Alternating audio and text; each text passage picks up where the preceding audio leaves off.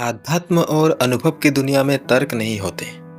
अगर कोई भी सिर्फ तथ्य और तर्क के जाल में उलझा हुआ है, तो यह तर्क उसे जीवन का जादू नहीं देखने देगा। जीवन का जादू आखिर है क्या?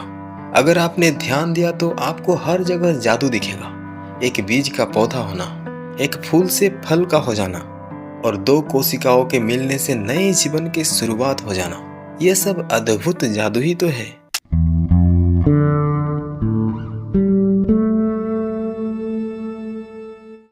भारत केवल भूगोल का हिस्सा ही नहीं, यह एक जीवंत स्पंदन है।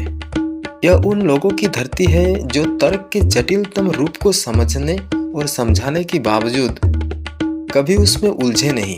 वे तर्क को उस बिंदु तक ले गए जो अस्तित्व के रहस्यवादी और जादुई आयामों तक जाने की राह बन गए।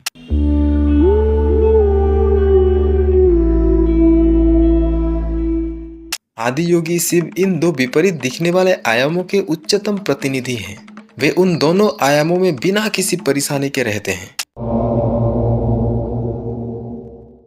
संकीर्ण तर्कों में बंधे लोग इसे नहीं जान पाते। बेशक तर्क हमें खड़े होने का आधार देता है। यह हमारा चुनाव होगा कि तर्क को सराहे, उससे चकित हो या उसे अस्तित्व में परे जाने के लिए पंखों की तरह इस्तेमाल करें। हम सब तर्कों के पंखों पर उड़ सकते हैं, पर यह याद रखिए कि हर किसी को वापस अग्नि के पास ही आना होता है, चाहे वो शमशान की अग्नि हो या फिर जीती जागती चेतना की अग्नि।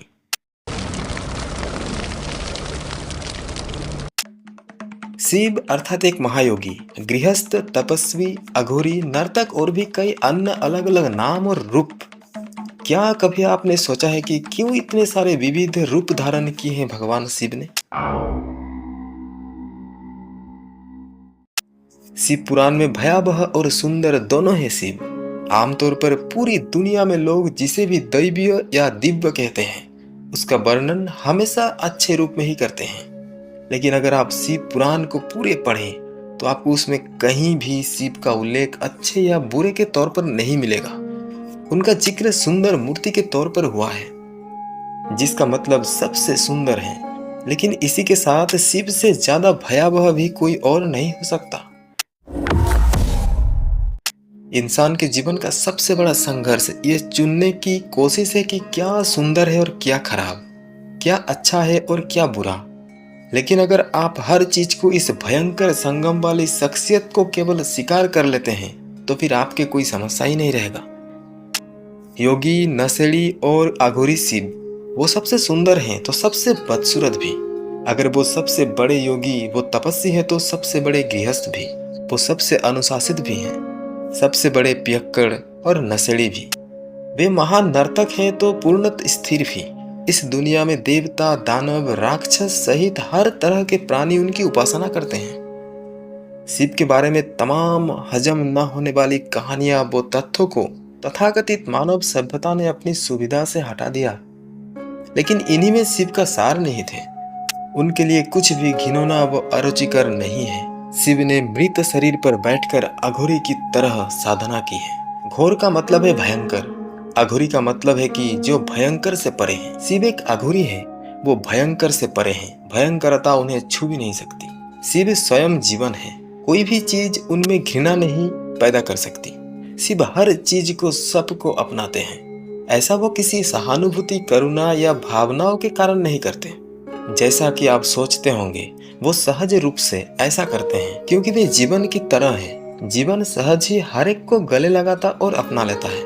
समस्या सिर्फ आपके साथ है कि आप किसे अपनाए, वो किसे छोड़े। और यह समस्या मानसिक समस्या है, न कि जीवन से जुड़ी समस्या। यहाँ तक कि अगर आपका दुश्मन भी आपके बगल में बैठा है, तो आपके भीतर मौजूद जीवन को उससे कोई फर्क नहीं पड़ने वाला। आपका दुश्मन जो सांस छोड़ता है, उसे आप लेते हैं। आपके दोस्त द्वारा छोड़ी गई सांसें आपके दुश्मन द्वारा छोड़ी गई सांसों से बेहतर नहीं होगी।